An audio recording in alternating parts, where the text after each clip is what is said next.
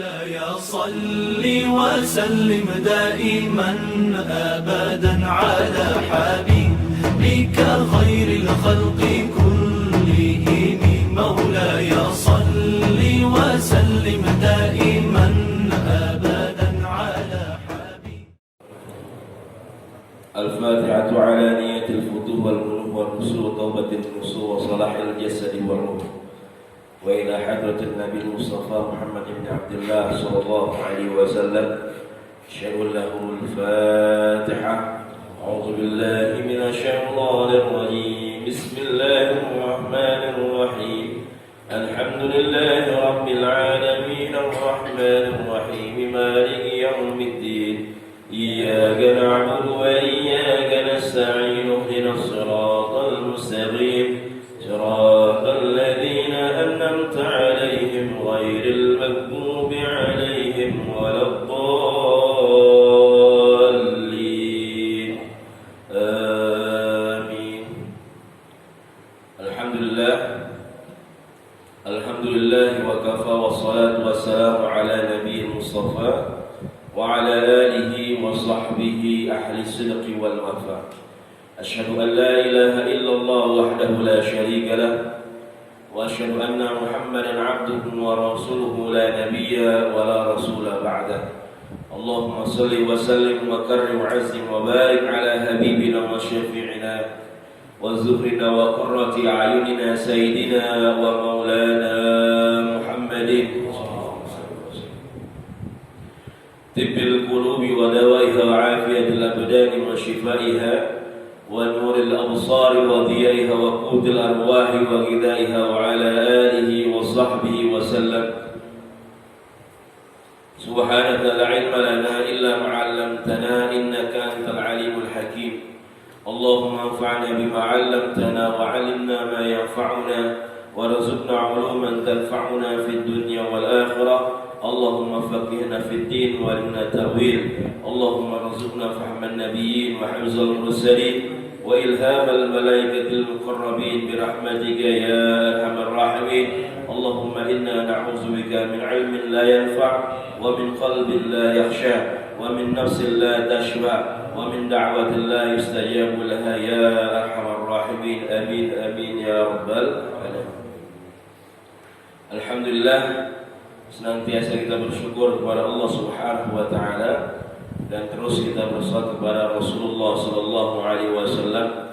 Mudah-mudahan senantiasa di pagi yang penuh dengan keberkahan ini Allah tambah keberkahan buat kita. Di pagi yang penuh dengan berkah, di bulan yang juga penuh dengan keberkahan dari Allah Subhanahu wa taala. Alhamdulillah, artinya Allah menambah keberkahan dalam hidup kita. Mudah-mudahan kita semua senantiasa menjadi hamba-hamba yang terus bersyukur, senantiasa beribadah ikhlas karena Allah Subhanahu wa taala. Amin ya rabbal alamin.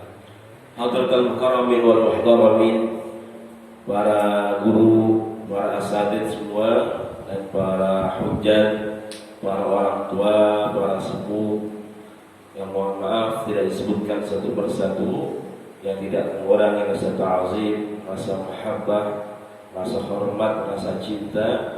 Mudah-mudahan para guru, para asatidz, para orang tua, para hujjat, para tokoh semua senantiasa diberikan sehat walafiat oleh Allah Subhanahu wa taala, senantiasa dimudahkan segala urusannya oleh Allah Subhanahu wa taala, dipanjangkan umurnya, diberkahkan dalam setiap usahanya, ilmunya, keluarganya, semuanya mudah-mudahan senantiasa dalam keberkahan dari Allah Subhanahu wa taala. Amin ya rabbal alamin.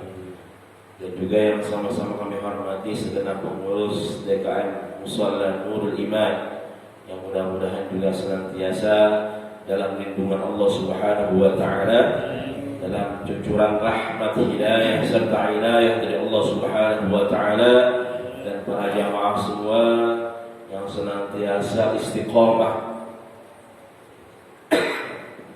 untuk senantiasa meramaikan rumah Allah Subhanahu wa taala. Mudah-mudahan ya kita semua diberikan kekuatan, ya dalam istiqomah di jalan Allah Subhanahu wa taala. Amin ya rabbal alamin. Alhamdulillah, para jamaah semua yang dirahmati Allah Subhanahu wa taala, di pagi hari yang penuh dengan keberkahan ini kita teruskan kajian kita tadabbur Al-Qur'an.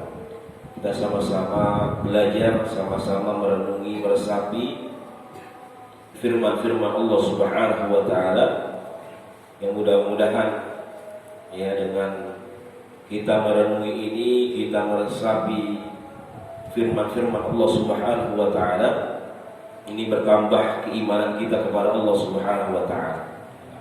Bertambah takutnya kita kepada Allah Subhanahu wa taala, dan bertambah dekatnya diri kita kepada Allah Subhanahu wa taala. Terakhir kita bahas surat apa, Pak? Masih ingat? Udah lupa? Yaitu surah Al-Quraisy. Ya. Kita kita bahas kemarin tentang bagaimana keutamaan yang diberikan oleh Allah kepada kaum Quraisy. Ya, mereka diberikan kelebihan oleh Allah Subhanahu wa taala.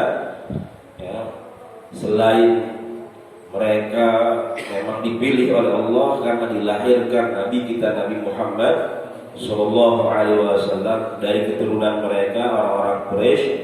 Kemudian juga mereka ini pandai berdagang. Ya, ilafi Quraisy ilafihim rihlatash shita'i was-sayf. Ya, maka Allah perintahkan falya'budu rabb hadzal bait, disuruh untuk ibadah kepada Allah Subhanahu wa taala.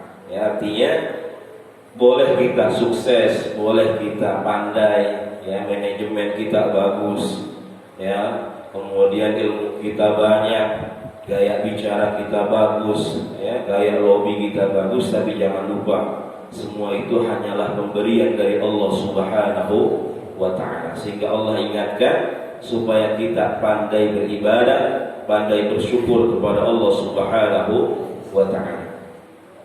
Dan selanjutnya insyaallah pagi hari ini kita akan bahas yaitu surah Al-Fil. Nah, surah Al-Fil ya, surah yang sudah sama-sama kita hafal juga. Al-Fil artinya apa, Pak? Nah, gajah. Ya, jadi banyak, ada beberapa di dalam Al-Qur'an Allah sebutkan nama-nama hewan, ya, nama-nama binatang yang memang itu adalah merupakan yang pertama salah satu tanda-tanda kebesaran Allah Subhanahu wa taala. Dan selanjutnya ada mengatakan juga para ulama kita, ya ada kelebihan yang memang Allah sebutkan. Ada sesuatu yang Allah ingin ajarkan kepada kita, ya dari makhluk yang namanya al-bahimah, hewan ini, yang memang ya kita bisa ambil pelajaran. Jangan sampai kita ini manusia bisa lebih rendah lagi daripada hewan, lebih hina, lebih sesat lagi daripada hewan binatang. Nanti bisa dibuka di dalam surah Al-A'raf ayat 179. Allah mengatakan wa laqad dzara'na li jahannama katsiran minal jinni wal ins.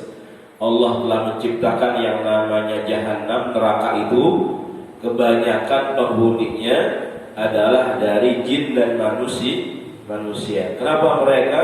Lahum qulubun la yafqahuna biha wa lahum a'yunul ya la yubsiruna biha wa lahum adhanun la yasma'una biha ulaika kal an'am bal hum adall.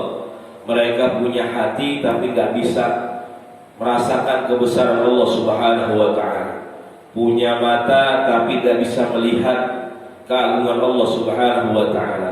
Punya telinga tapi tidak bisa mendengar larangan dan perintah Allah Subhanahu wa taala. Ulaika kal an'am bal hum adall. Mereka ini bagaikan binatang, bahkan mereka lebih hina, ya lebih rendah lagi daripada binatang. Auzubillah wa iyyazubillah. Ya. Makanya mudah-mudahan kita benar-benar bisa menjadi hamba Allah Subhanahu wa taala. Karena biasanya kita timbang ngaku-ngaku doang, betul apa? Kita bisanya timbang ngaku-ngaku doang, ngaku-ngaku aja. Ya, sebagai hamba Allah. Pertanyaannya, mau nggak nanti Allah ngakuin kita sebagai hamba? Kalau ada nonton bola bangun ya jam 2 misalkan, baru 5 menit kita udah ngantuk, Pak. Kira-kira kita matiin TV apa bikin kopi, Pak? Hah? Bangun nih nonton bola malam-malam ya, baru 5 menit udah ngantuk. Mau nonton bola ya, 5 menit udah ngantuk, kira-kira kita matiin TV apa kita bikin kopi? Bikin kopi. Kalau baca Quran,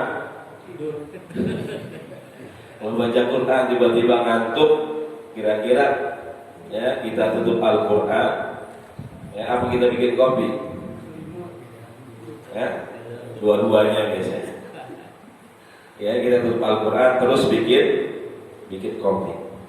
Ya, alhamdulillah, insyaallah di surah Al-Fil ini ya bahwasanya kita diingatkan setelah tadi surah Quraisy itu Allah menjelaskan tentang bagaimana kemuliaan keutamaan orang-orang Quraisy, maka di sini di surah Al-Fil Allah Subhanahu wa taala menunjukkan kebesarannya, bagaimana Allah tunjukkan ya kekuatan Allah Subhanahu wa taala kepada orang-orang kafir Quraisy ya, yang ketika itu memang mereka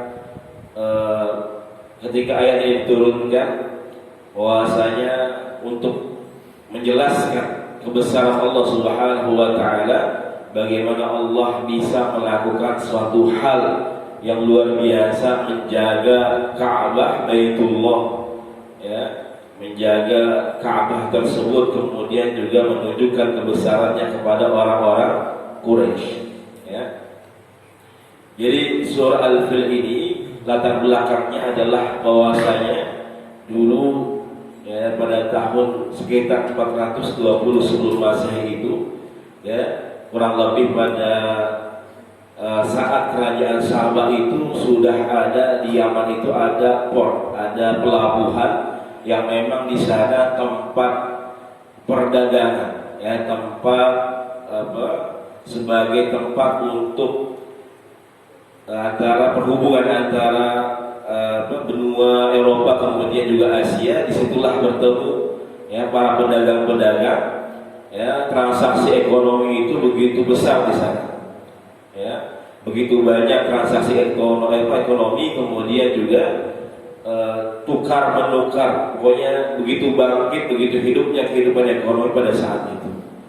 Tapi ternyata ya pada saat itu terjadi yang namanya banjir bandang ya, dihancurkan oleh Allah Subhanahu wa taala ya, tempat itu dihabiskan, diluluhlantahkan oleh Allah Subhanahu wa taala. Kemudian setelah itu baru ya muncul, akhirnya pindah yang tadinya ke Yaman, pusat perdagangan itu kemudian pindah ke Mekah ya, sehingga tadi orang-orang Quraisy itu dikenal dengan orang-orang yang pandai berdagang ya, mereka yang senantiasa ya pintar berdagang, pintar bertransaksi. Maka Allah Subhanahu wa taala jelaskan di dalam surah Al-Quraisy ya. Kemudian sehingga pada saat itu jadi orang-orang Yaman ini ya ingin kembali ya membangkitkan kehidupan ekonomi tersebut. Ya, ketika di Mekah itu ramai kehidupan ekonominya ya, karena orang-orang pada tawaf ya di sekitar Ka'bah. Makanya ketika orang-orang berjualan, mereka berpergian untuk berdagang, orang-orang Quraisy ini, maka pada saat setelah dia berdagang dia akan kembali ke Mekah ya untuk beribadah, untuk melakukan tawaf. Tapi tadi bahwasanya mereka bertawaf ini sambil mereka menyembah berhala-berhala mereka ya. Jadi orang-orang Quraisy ini mereka tahu bahwasanya Ka'bah ini adalah punya Allah Subhanahu wa taala. Mereka tahu bahwasanya Ka'bah ini adalah rumah Allah Subhanahu wa taala ya, tapi cara ibadah mereka yang salah Ya, mereka masih syirik menduakan Allah Subhanahu wa taala, mereka masih meminta kepada berhala-berhala yang mereka percayai, yang mereka imani. Ya. Maka ketika Ka'bah itu kehidupan ekonominya luar biasa, ya, orang lalu lalang, kehidupan ekonominya yang bertransaksinya luar biasa, maka bagaimana ya orang-orang Yaman ini ingin merebut kembali ya pusat perdagangan, pusat transaksi itu pindah ke Yaman.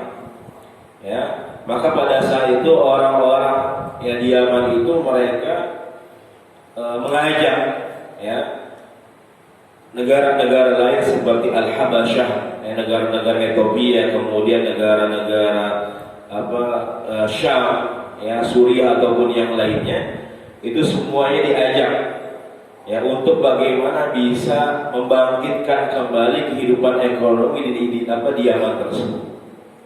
Maka diangkatlah. Jadi pada saat itu yang menguasainya adalah kebanyakan orang-orang Nasrani. Jadi orang-orang Nasrani ini mereka ingin membuat tadi pusat perdagangan di Yaman ini, ya, membuat kembali ya pusat perekonomian di Yaman. Maka bersatu mereka. Mereka mengajak negara-negara lain yang Nasrani, Ethiopia, kemudian juga Suriah, ya, negara-negara Syam yang mereka ada notabene-nya adalah orang-orang Nasrani. Kemudian mereka mengangkat yang namanya, yang kita kenal tokohnya di sini siapa Pak? Pemimpin pasukan gajahnya siapa namanya? Abraha. Ya, jadi Abraha ini didaulat. Ya, Abraha ini singkat kata ini dipilih menjadi pemimpin mereka di Yaman tersebut. Kemudian salah satu strategi si Abraha ini, dia bangun bangunan tandingan, ya, kanisa gereja itu yang begitu besar, yang begitu tinggi, supaya orang-orang ini ibadahnya pindah, jangan di Ka'bah tapi di tempat dia tuh yang dia bangun. Namanya apa? Namanya Al-Qulais. Nama gereja tersebut, kanisa tersebut itu disebut dengan Al-Qulais. Ya, Al-Qulais yang dibangun sama Abraha supaya kehidupan ekonomi itu bisa pindah ya ke tempat tersebut. Jadi orang ibadahnya bukan lagi di Ka'bah, tapi mereka pindah ibadahnya di Al-Qulais tersebut di negeri Yaman. Ya. Sampai seperti itu. Jadi Abraha ini bukan semata-mata ingin menghancurkan Ka'bah, tapi Abraha ini adalah awalnya ingin merebut tadi, ya, karena memang manusia lebih condong kepada harta. Jadi dia ingin mencari keuntungan, ya, mencari kekayaan. Dia berpikir bagaimana dia bisa mendapatkan keuntungan yang banyak. Ya, makanya setelah kalau kita baca dari atas kan sebelum Al-Fil ini ada namanya surah Al-Humazah. Jadi Al-Humazah, kemudian Al-Fil, kemudian Al-Quraisy. Ya, Al-Humazah itu menjelaskan tentang bagaimana orang-orang yang mencari harta, yang hubbud dunya, hubbul mal, mereka cinta dengan harta. Wailul likulli humazatil lumazah alladzi jama'a malahu wa 'addada. Mereka mengumpulkan harta. Nah, setelah di Al-Humazah itu Allah jelaskan ada orang yang suka ngumpulin harta, maka di surah Al-Fil Allah langsung contohkan, ya, tokohnya itu seperti Abraha. Ya. Jadi mereka ini ingin mencari keuntungan, ya, bukan sekadar untuk menghancurkan Ka'bah. Ketika mereka sudah bangun kanisa, kemudian mereka mulai memperkenalkan yang namanya Al-Qulais ini, mereka ingin menghancurkan Ka'bah karena orang masih tetap beribadah di sana. Jadi ketika diajak ya orang-orang tersebut untuk pindah ke Al-Qulais, mereka tetap beribadah di Mekah, ya, di Ka'bah. Lalu timbul bagaimana pemikiran mereka, bagaimana supaya orang-orang ini bisa benar-benar pindah ya ke tempat Al-Qulais ini. Maka salah satu pemikiran Abraha adalah dia ngajak tadi negara-negara, ya, banyak wilayah-wilayah yang dia ajak untuk berkoalisi untuk menghancurkan Ka'bah, supaya orang udah gak ibadah di sana lagi, kemudian pindah ke Yaman. Ya, ternyata ada salah satu orang Arab yang dengar rencana si Abraha ini, sehingga saking dia keselnya, maka dia berikan kotoran tuh Al-Qulaisy tersebut, gereja tersebut, ya, dia berikan kotoran manusia, dipeper-peperin kalau bahasa kita. Dia kencingi, dia berikan kotoran sampai dia bakar itu Al-Qulaisy. Ya, bangunan tersebut dibakar sama orang tersebut, orang Arab tersebut, ya, sehingga si Abraha ini dan konco-konconya, teman-temannya, pasukannya ini marah. Ya, dia marah. Kemudian dia mengajak orang-orang teman-temannya ini, ya, dengan isu bahwasanya ini orang benci dengan agama Nasrani. Ya, ini orang sudah menghancurkan rumah ibadah kita. Ya, maka mereka mengajak untuk benar-benar menghancurkan yang namanya Ka'bah. Ya, jadi sebenarnya awalnya motifnya adalah masalah ekonomi, supaya orang-orang itu bisa pindah, ya, kehidupan ekonomi mereka bukan di Mekah tapi pindah ke Yaman. Ya, karena memang sebelumnya bahwasanya keturunan Nabi Ibrahim itu di mana-mana. Jadi ada salah satu orang ini yang menginginkan supaya mereka bisa berkumpul kembali dalam kehidupan transaksi ekonomi. Ya, ini keturunan Nabi Ibrahim, orang-orang Arab ini. Jadi kan keturunan Nabi Ibrahim itu banyak. Ya, ada yang taat kepada Allah, ada juga yang maksiat. Ya, contohnya keluarga Nabi Muhammad SAW saja, itu ada mereka yang beriman ikut kepada Nabi Muhammad, ada mereka yang tetap dalam kekufuran kepada Allah Subhanahu wa ta'ala. Kemudian singkat kata bahwasanya setelah, ya, dibakar Al-Qulaisy itu, kemudian Abraha ini mulai tadi dia mengutus utusannya untuk meminta kunci Ka'bah. Ya, jadi sebelum Ka'bah ini mau dihancurkan oleh mereka, mau diserang oleh mereka, ya, Abraha mengutus utusannya untuk meminta kunci Ka'bah kepada kakeknya Nabi kita Nabi Muhammad sallallahu alaihi wasallam, yaitu Abdul Muthalib. Ya, kemudian ketika diminta dikasih. Ya, jadi sudah terdengar nih, orang-orang Makkah sudah tahu bahwasanya Abraha ini bakal hancurin Ka'bah. Ya, kakek Nabi Muhammad langsung ngasih aja.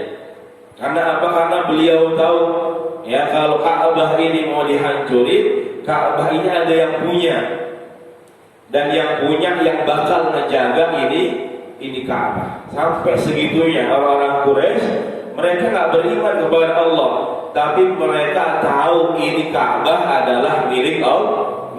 Ada yang punya. Ketika Abraha itu menghancurin, biar yang punya yang jagain. Ya, Abdul Muthalib sampai berpikiran seperti itu. Ya, subhanallah. Ya, makanya Ka'bah itu nggak dihancurin sama orang-orang kafir Quraisy. Walaupun benci sama Nabi, ya, walaupun benci sama perjuangan Nabi pengen dibunuh, tapi Ka'bah nggak dihancurin sama mereka. Ya, subhanallah. Ya, sehingga turunlah, ya, bagaimana Allah menjelaskan keadaan tersebut, yaitu Allah turunkan surah Al-Fil ini. Maka Allah jelaskan di ayat yang pertama, a'udzubillahi minasyaitonirrajim, bismillahirrahmanirrahim, alam tara kaifa fa'ala rabbuka, ya, bi ashabil fil. Ya, dan selanjutnya di sini Allah mengatakan alam tara kaifa fa'ala rabbuka bi ashabil fil. Ya, alam di sini ada alif. Alifnya ada istifham ta'ajjub. Ya, Allah mengatakan apakah kamu tidak melihat? Ya, di sini ayat mengatakan Allah sedang mengajak berbicara kepada Nabi kita Nabi Muhammad sallallahu alaihi wasallam. Yang kedua, Allah sedang mengingatkan orang-orang kafir Quraisy yang hidup di zaman Nabi Muhammad sallallahu alaihi wasallam. Ya, ketika peristiwa Abraha itu dikenal dengan tahun gajah, ya, yang merupakan adalah tahun kelahiran Nabi kita Nabi Muhammad sallallahu alaihi wasallam. Betul nggak Pak? Ya, kita baca sejarahnya, kita belajar, itu adalah tahun kelahiran Nabi kita Nabi Muhammad sallallahu alaihi wasallam. Maka ketika Rasulullah sudah diangkat menjadi nabi, sudah diangkat menjadi rasul, masih ada tuh, ya, orang-orang kafir Quraisy, mereka yang suka menzolimi Nabi, yang suka nyakitin Nabi.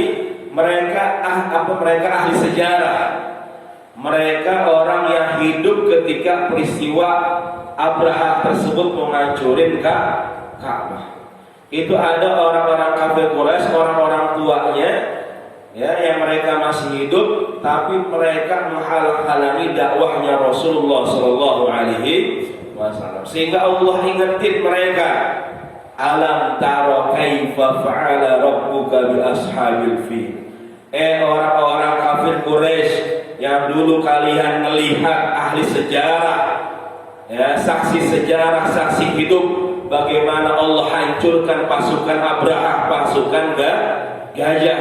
Ketika mereka mau menghancurkan Ka'bah, kalian lihat sendiri siapa yang menjaga Ka'bah tersebut. Siapa yang memberikan kekuatan menghancurkan Ka'bah, menghancurkan pasukan gajah. Subhanallah. Ya. Jadi Allah ingin mengingatkan, ya, siapa yang menjaga orang-orang Quraisy, ya, yang menjaga Ka'bah tersebut kemudian menghancurkan pasukan gajah. Makanya Allah ingatkan, alam taro kaifa fa'ala rabbuka bi ashabil fil. Ya, apakah kalian tidak melihat bagaimana apa yang Allah lakukan terhadap ashabul fil? Ya, kalau bahasa kita pasukan gajah. Ya. Di sini Allah memakai kalimat kaifa. Ya, artinya bagaimana. Ya, Allah enggak memakai kalimat ma. Karena bisa saja kalau Allah mau, Allah mengatakan alam tara ma fa'ala. Apakah kamu tidak melihat apa yang dilakukan oleh Allah Subhanahu wa taala terhadap pasukan gajah? Apa bedanya ma dengan kaifa? Biasanya kaifa itu lebih rinci, ya, lebih detail. Kalau ma itu biasanya, kalau kita tanya bini kita, ibu ini makanan apaan? Ya, nasi goreng. Ya, kalau kita tanya lagi, ya, ini bagaimana nih cara bikin makanan begini? Nah, ditanya tuh kita, ya, kita tanya bagaimana cara bikin nasi goreng begini, biasanya lebih detail, dijelaskan, ada kuduknya, bumbunya, bawangnya. Makanya di sini Allah pakai kalimat kaifa karena Allah ingin menjelaskan lebih detail. Allah ingin menjelaskan bagaimana kebesaran Allah dalam menghancurkan pasukan gajah tersebut, supaya ini orang-orang kafir Quraisy, mereka yang menzalimi Nabi, mereka enggak semena-mena dengan Rasulullah sallallahu alaihi wasallam. Ya, alam tara kaifa fa'ala rabbuka bi ashabil fil. Ashabul fil, ya, artinya pasukan gajah. Ya, kalau kita terjemahkan secara bahasa, ashab itu adalah sahabat atau teman. Ya, CS, ya, ashabul fil, CS-nya gajah. Yang Allah tampilkan di sini bukan Abrahahnya, tapi gajahnya. Tokohnya siapa Pak tadi namanya? Abraha sebenarnya. Aktor intelektualnya, ya, aktor utamanya adalah Abraha. Tapi di ayat di surah Al-Fil ini Allah tidak menyebutkan nama Abraha sama sekali. Ya, di surah Al-Fil ini Allah tidak menyebutkan nama Abraha sama sekali. Apa maknanya? Allah ingin mengajarkan, ngasih tahu kepada kita Abraha ini nggak ada apa-apanya bagi Allah Subhanahu wa Ta'ala. Ya, Abraha ini nggak dipeduliin sama Allah Subhanahu wa Ta'ala. Ya, yang Allah bikin perhatian kita adalah ashabul fil, gajahnya, bukan Abrahahnya. Ya, karena biasanya kita kalau sama gajah gimana, Pak? Ya, takut apa berani? Manusia sama gajah gimana nih? Berani apa takut? Takut kita sama gajah. Makanya yang namanya Abraha itu nggak dieroin kalau bahasa kita. Nggak dieroin sama Allah Subhanahu wa Ta'ala. Abraha itu nggak ada apa-apanya. Ya, maka Allah menyebutkan di sini ashabul fil, bukan ashabul Abraha. Enggak. Ya Allah jelaskan, Allah katakan di sini ashabul fil. Ya, jadi pasukan ini sekitar ada 12.000 pasukan, ada 12.000 orang. Ya, dan dalam riwayat ada yang mengatakan ada 12 sampai 16 gajah.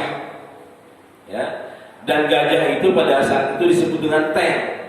Jadi kalau kita sekarang perang pakai tank, ya dulu Abraha itu, ya gajah itu ibarat mereka tank-tank mereka. Ya, itu sekitar ada 12 sampai 16 gajah, ya, yang dibawa sama Abraha untuk menghancurkan Ka'bah. Ya, tapi lihat di sini Allah mengatakan ashabul fil. Kalau satu gajah bahasa Arabnya al-fil, fil, yaitu satu gajah. Kalau dua gajah, filani, dua gajah. Kalau tiga bahkan lebih, afyalun. Afyal, jamak, banyak. Tapi di sini Allah hanya menyebutkan satu gajah doang. Ya, yang pertama tadi Abraham nggak dieroin sama Allah Subhanahu wa Ta'ala. Ketika Abraham bawa 12 sampai 16 gajah, yang Allah perhatikan hanya satu gajah doang. Artinya selain gajah yang lain itu nggak ada apa-apanya di hadapan Allah Subhanahu wa Ta'ala. Mudah bagi Allah yang menghancurkan mereka semua, apalagi yang satu ini yang menurut mereka paling besar. Jadi ada satu gajah yang paling besar, ya, di tafsir yang lain ini juga disebutkan namanya adalah Mahmudun. Nama gajahnya siapa? Mahmud. Ada di sini Pak Mahmud. Ya, biasanya badannya lebar-lebar. Ya. Ya. Jadi ada satu gajah yang paling besar namanya huwa Mahmudun. Itu namanya Mahmud. Ya. Itu namanya Mahmud. Ya. Selain tentara-tentara yang lain, kemudian gajah-gajah yang lain, yang Allah bikin perhatikan untuk kita semua bagaimana Allah hancurkan gajah juga yang paling besar ini yang namanya Mahmudun. Ya. Maka Allah mengatakan alam tara kaifa fa'ala rabbuka bi ashabil fil. Ya. Kemudian alam yaj'al kaidahum fi tadlil. Ya. Setelah Allah Subhanahu wa Ta'ala jelaskan, ya, bagaimana kebesaran Allah menghancurkan pasukan Abraha ini, pasukan gajah, bahkan gajah itu para jamaah semua. Jadi karena kebesaran Allah yang luar biasa ini, jadi gajah itu ketika sudah mendekati, mau dekat-dekat masuk ke Mekah itu, udah nggak mau jalan lagi, ya, mogok. Kalau bahasa kita, kalau sapi itu dia pederu, nggak mau bangun, dia duduk. Jadi ketika disuruh jalan, ya, untuk melanjutkan ke kota Mekah, ya, untuk menuju kepada Ka'bah itu mereka nggak mau. Ya, gajah-gajah ini nggak mau duduk, nggak mau jalan, nggak mau bangun. Tapi ketika itu juga dia langsung balik. Ketika disuruh balik, ya, ke Yaman itu mereka langsung balik. Ya, mau jalan, mau bangun lagi itu gajah-gajahnya. Ya, belok lagi, putar balik, baru dia mau. Ya, jadi dia nggak mau, ya, menuju Ka'bah, ya, menuju Makkah itu mereka nggak gajah-gajah tersebut. Ya, maka di sini Allah mengatakan alam yaj'al kaidahum fi tadlil. Ya, alam yaj'al kaidahum fi tadlil. Bagaimana Allah Subhanahu wa taala mengatakan alam ja'ala kaidahum fi hadamil Ka'bah fi tadlil hasaratan wa halakan. Ya, artinya alam yaj'al kaidahum fi tadlil, bahwasanya bagaimana Allah menjadikan tipu daya mereka ini ya fi tadlil, ya dalam kesesatan, dalam kerugian bagi mereka sendiri. Maksudnya apa? Kaidahum. Ya, kaidahum di sini adalah tipu daya. Ya, dalam bahasa Arab disebutkan dengan kalimat kaidun. Ya, itu tipu daya. Tipu daya ya yang disembunyikan oleh pelakunya. Karena ada tipu daya yang secara jelas terang benderang itu mereka tampakkan oleh pelakunya. Dalam bahasa Arab disebut dengan makarun. Makanya kita sering dengar istilah makar. Ya, makar itu tipu daya. Ya, dalam Al-Quran juga disebutkan wa makaru wa makarullah wallahu khairul makirin. Ketika ada orang manusia yang berusaha untuk berbuat makar, tapi sesungguhnya makar Allah yang paling baik, makar Allah lah yang paling bagus. Ya, jadi ketika mereka berusaha menipu Allah, menipu orang-orang mukmin, maka sesungguhnya Allah sendiri yang telah menipu mereka, yang telah berbuat makar kepada mereka. Jadi makar ini adalah tipu daya yang pelakunya ini kasih tahu, ya nggak diumpetin. Tapi kalau kaidun adalah tipu daya, tapi pelakunya ini ngumpetin, ya bahwasanya motifnya ini dia nggak kasih tahu, ya bahwasanya ada maksud terselubung di dalamnya. Ya, makanya tadi Abraha sebenarnya ketika menghancurin Ka'bah itu bukan sekedar motif agama, ya, bukan sekedar motif ya bahwasanya mereka benci ya dengan agama Islam, dengan agama ya Islam itu yang memang kita yakin ya Ka'bah itu adalah Baitullah. Tapi Abraha itu ingin menghancurkan Ka'bah, motif utamanya adalah masalah ekonomi tadi, bisnis ya, supaya dapat cuan banyak ya. Bagaimana orang-orang ini transaksinya, aktivitasnya bisa pindah bukan di Ka'bah lagi, tapi pindah tadi ke Quraisy ya, gereja yang dia bangun. Itu motif utamanya. Maka Allah jelaskan alam yaj'al kaidahum fi tadlil, bahwasanya tipu daya mereka, tipu daya Abraha dan pasukannya ini ya Allah bikin hancur ya fi tadlil hasaratun wa halakun, ya mereka dalam kerugian, mereka dalam kehancuran, ya mereka benar-benar dihancurkan oleh Allah Subhanahu wa ta'ala. Ya, bagaimana mereka dihancurkan oleh Allah Subhanahu wa ta'ala? Allah jelaskan wa arsala alaihim tayran ababil, wa arsala alaihim tayran ababil jama'atin. Ya, yang cara pertama Allah jelaskan bagaimana Allah hancurkan mereka, yang tadi bahwasanya tipu daya mereka ya, motif mereka, strategi mereka semua dihancurkan oleh Allah Subhanahu wa ta'ala. Yang kedua Allah kirim ya, wa arsala, Allah kirim apa yang dikirim? Tayran, burung ya, ababil. Apa arti ababil? Ababil artinya jama'atin. Jadi ababil ini artinya berkelompok.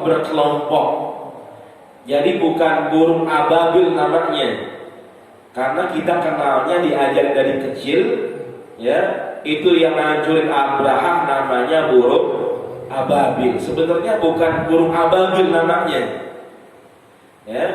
Ini salah satu sesuatu yang keliru ya dalam pengajaran di masyarakat kita, bahwasanya yang namanya tadi burung itu namanya burung ababil, padahal arti ababil adalah berkelompok, jama'atun ya. Jadi burung itu berkelompok Jadi bukan namanya ababil, bukan, tapi ababil itu adalah jama'atun jamaah.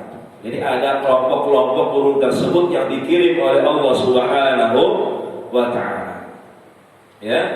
Bahkan tadi kakeknya Nabi Muhammad sallallahu alaihi wasallam Abdul Muthalib itu mengatakan ini burung syai'un ali, ya. Syai'un ali. Ini burung ini suatu yang gharib, suatu yang aneh. Ini burung gak pernah ada dalam kehidupan mereka. Ya, jadi orang-orang Quraisy ketika itu gak pernah melihat ini burung.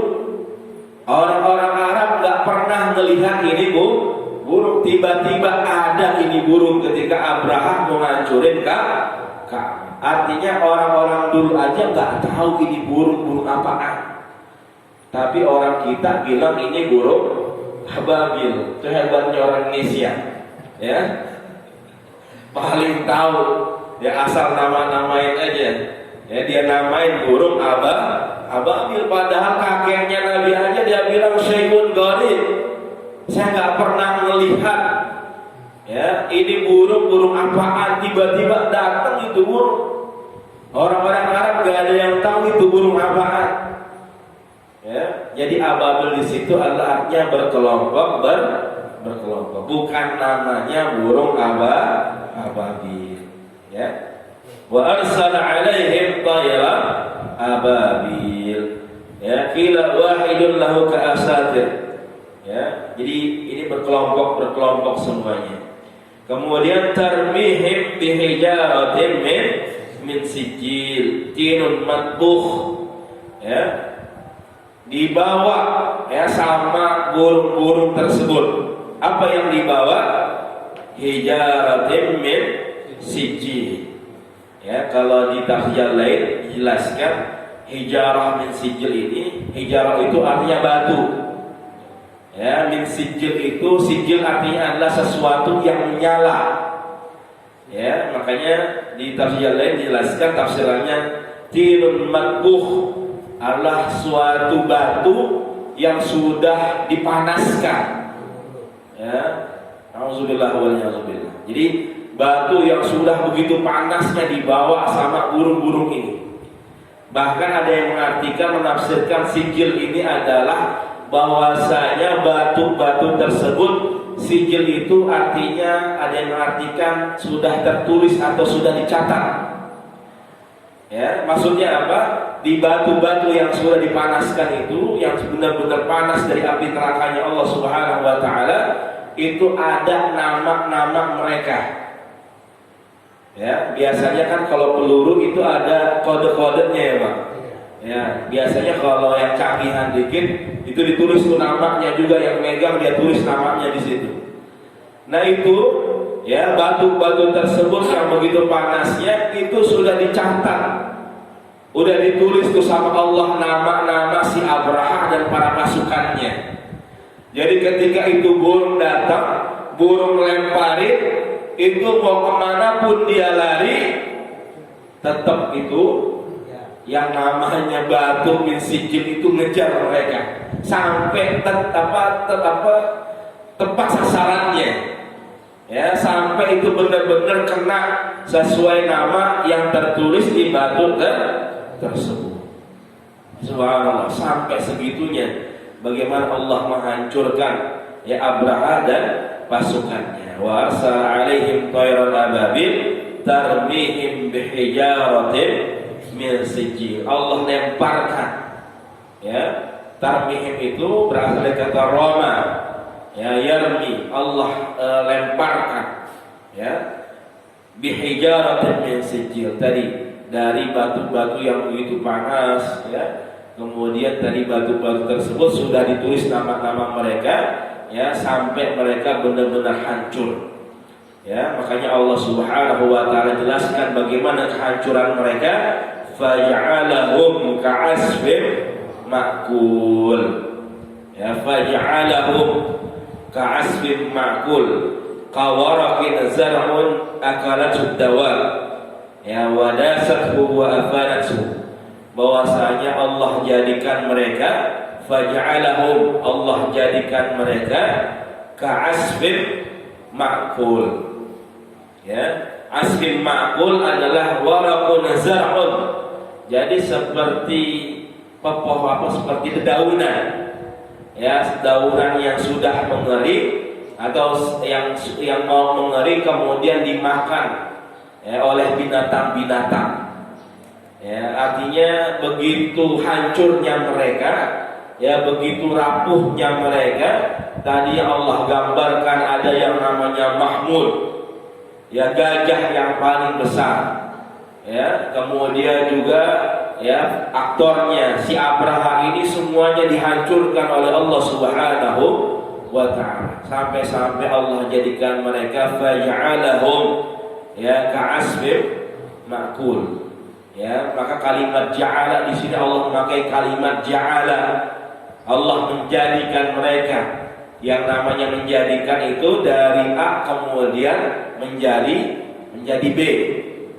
Itu baru namanya menjadikan. Kalau menciptakan yang tadinya nggak ada kemudian menjadi ada. Makanya di sini Allah memakai kalimat faja'ala. Allah jadikan mereka yang tadinya mereka gagah, mereka merasa kuat. Ya pasukan mereka merasa banyak 12.000 bahkan lebih. Tapi bagaimana dengan kebesaran Allah Subhanahu wa ta'ala? Allah hancurkan mereka. Allah jadikan mereka bagaikan dedaunan ya, yang dimakan oleh hewan-hewan yang begitu mudahnya. Ya, nggak ada apa-apanya di hadapan Allah Subhanahu wa ta'ala. Ya, begitulah bagaimana Allah tunjukkan kebesaran Allah Subhanahu wa ta'ala ya kepada orang-orang Quraisy. Bagaimana Allah menjaga Ka'bah sebagai Baitullah. Ya, karena ini adalah rumah Allah, rumah ibadah yang pertama kali. Ya, awwala baitin wudi'a lin-nas. Ya, rumah ibadah yang pertama kali yang Allah ya ciptakan dalam kehidupan sejarah peradaban umat manusia. Makanya Allah jaga yang namanya Ka'bah ini sampai sekarang. Ya, Ka'bah ini Allah Subhanahu wa ta'ala jaga sebagai tanda kebesaran dari Allah Subhanahu wa ta'ala. Faj'alahum ka'asfin ma'kul. Ya, jadi Allah hancurkan mereka pasukan Abrahah. Ya, kemudian tadi gajahnya yang bernama Mahmud yang paling besar itu juga Allah hancurkan mereka. Ya, sebagai bukti ya kepada orang-orang kafir Quraisy ini, mereka yang masih suka menghalang-halangi dakwahnya Rasulullah sallallahu alaihi wasallam, ya yang suka zalimin Nabi, yang suka benci bahkan mau membunuh Nabi. Allah ingetin, apakah kalian gak ingat dulu ya bagaimana Abrah itu dihancurin sama Allah Subhanahu wa ta'ala? Mau gak kalian dihancurin kayak Abrahah? Ya, mau gak kalian yang benar-benar dihancurkan, dibinasakan oleh Allah Subhanahu wa ta'ala seperti bagaimana Allah hancurkan, binasakan Abrahah dan pasukannya. Ya, jadi Allah ingetin mereka dan Allah ingetin kita juga semuanya. Yang mudah-mudahan kita bertambah keimanan kita kepada Allah Subhanahu wa ta'ala, ya, bertambah kecintaan kita kepada Allah dan Rasulullah sallallahu alaihi wasallam, bahwasanya kita hanya seorang manusia yang gak bisa apa-apa. Ya, kita masih butuh dengan Allah Subhanahu wa ta'ala. Bahkan hari ini ya kita bernapas aja kita masih butuh ya nikmat dari Allah Subhanahu wa ta'ala. Jadi mudah-mudahan di bulan Rajab ini ya bulan yang penuh dengan kemuliaan, ya bulan haram ya yang kita jaga, mudah-mudahan kita jaga ibadah kita kepada Allah Subhanahu wa ta'ala ya sampai mudah-mudahan nanti masuk bulan Sya'ban bertemu dengan bulan Ramadan. Mudah-mudahan kita semua dipanjangkan umur kita ya bertemu dengan bulan Ramadan yang diberkahi, dimuliakan oleh Allah Subhanahu wa ta'ala. Mungkin itu para jamaah semua, mudah-mudahan bisa bermanfaat. Mungkin ada yang ditanyakan?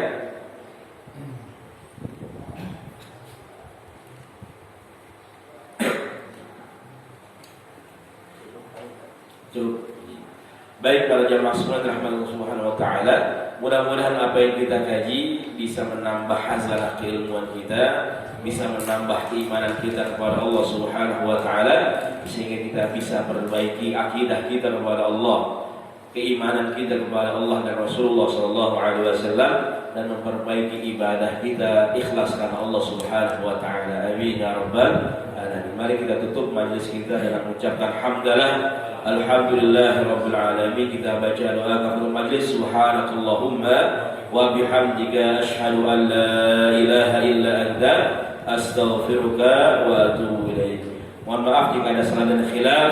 Yang benar dari Allah Subhanahu wa taala. Hadanallahu ajma'in wa afu minkum. Summa assalamu alaikum warahmatullahi wabarakatuh. Waalaikumsalam.